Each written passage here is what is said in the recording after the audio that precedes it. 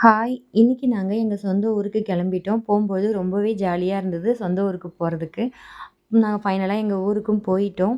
ஒரு ஃபங்ஷனுக்காக தான் போறோம். மண்டபத்துக்கு போற வழியில இந்த சர்ச் இருக்கு. இந்த சர்ச் வந்துட்டு எங்களுக்கு மேரேஜ் ஆன சர்ச்சு. எப்பவுமே இந்த சர்ச்சுக்கு போறது பழக்கம். இங்க வந்துட்டு ஒரு பெரிய ஆலமரம் இருக்கு. இந்த ஆலமரம் வந்து ஒரு 500, 600 வருஷத்துக்கு மேல உள்ள ஆலமரம் தான் இது.